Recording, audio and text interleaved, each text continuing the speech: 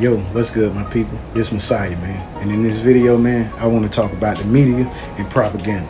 But before we do that, though, I'm going to need y'all to slide up to that like and tap that hole like that there. Now, let's get to it. Now, let's talk logic, people. How is it that we was on the internet all last month and we didn't have to go on television or search for that Amber Heard trial, right? But as high profile as that R. Kelly situation was, they gradually had that trial and didn't post nothing about it. I mean, black culture was more worried over a McDonald's skit versus seeing how the government was about to railroad another black man on some bullshit charge. And although I disagree with R. Kelly's decision to ignore that goddamn statutory law, it still doesn't justify emotionalism in the sentencing. I mean, people just made up shit and threw it on the motherfucker, and we just supposed to rock with that like this ain't a violation of the Constitution or some shit. Now, let's address how this shit is a railroad, family. Now, R. Kelly was sentenced under the MANN ACT, which happens to be a Chicago penal law which came out in 1910, which only applied to white women caught up in slave sex rings. And as we clearly see right here, it tells you that the law is so bullshit that it even penalized consenting adults who agreed to the shit. So people falling up under this bullshit law, but we just finna graze by it like it's nothing. And what's crazy to me is the people saying that the parents of these women, these young women, sent them over there to R. Kelly and allowed them to live in and be with this man in hopes that they would somehow benefit from this relationship, knowing that they were too young to be around the guy. And they also say that he had friends that he could call that knew where girls were that would come and have sex with him when he came into town. But none of that shit constitutes as human trafficking. Human trafficking or sex labor means someone has to be doing something against their will or forced into it, not agreeing to do something. But what's bewildering to me, family, is how prostitution can be legal in certain states or counties, right? But pimps and prostitutes are allowed to do this shit, but the moment it pertains to R. Kelly or somebody having a harem of women around him or whatever, now it's human trafficking. I mean, y'all literally gonna sit on y'all ass and say that just because prostitution is practiced in a legitimate brothel that is legal, but when a man decides that he want to have sex with certain women, now it's human trafficking. Well, this shit is amazing. I mean, but this same shit was all legit when Hugh Hefner was doing it though, right? See, I know the damage is done, and this information can't save R. Kelly, nor will it be used to justify any actions that R. Kelly did. But I just want to show y'all the hypocrisy of the bullshit between white America when they do the shit versus when we do it.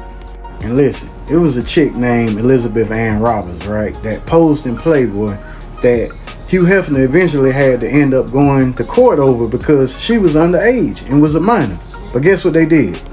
Elizabeth's pictorial was significant in the history of Playboy because she was only 16 at the time her photos was taken. After it was revealed that Roberts was underage, Hefner was brought before a domestic relations court on the charge of contributing to the delinquency of a minor. And listen, they just didn't take pictures over their family. Over the years, former playmates have come out and shared horrific stories of forced sexual acts. Hugh Hefner, celebrated by some as one of the supporters of women empowerment, exploited women for his personal, professional, and sexual gain.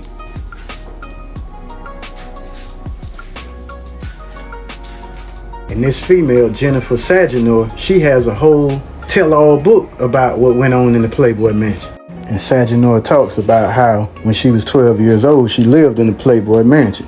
And she describes how he encouraged her and her sister to embrace nudity, took her clubbing at 15 and kept 3 jars of pills in the kitchen with uppers and downers just so they could get high and he could manipulate these young women. But nobody want to bring this up.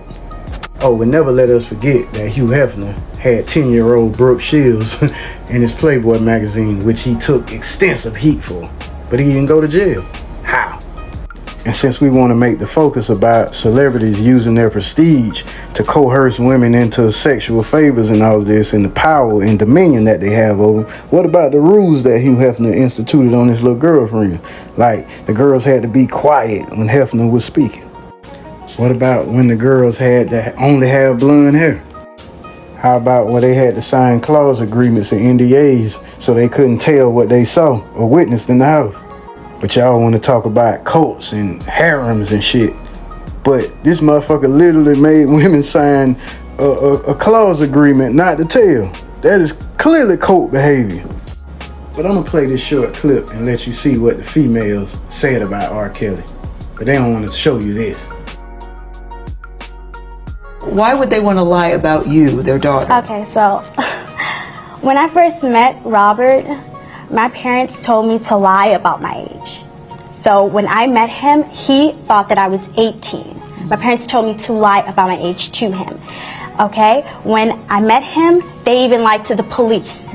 They told the police that I was 18. They told R. Kelly that I was 18. So here's this man thinking that I am 18. Everything that she's saying is true. Our parents are basically out here just to get money, and Your they're parents, scamming. you're saying the same as saying? Well, both of our parents are basically out here. They're trying to get money and scam because they didn't agree on what happened, you know, with the music or wherever it could be, and they're just very upset. And I mean, you ain't even got to be intelligent or really smart to know that this shit is made up charges. It's clearly evident. But black people cape for this shit, knowing that these motherfuckers are making up shit. I mean, you gotta catch a person and sentence them for exactly the crime that they're being arrested for. I mean, I'm a victim of this railroad shit. Motherfuckers will sentence you for something that you totally didn't even do, bro. And y'all allow this, but y'all had the nerve to be talking about Black Lives Matter. But y'all would turn a blind eye because you mad about some other shit and let these people over-sentence this man. Bro, I don't want to hear nothing else about Black Lives Matter. And I mean that, bro. 100.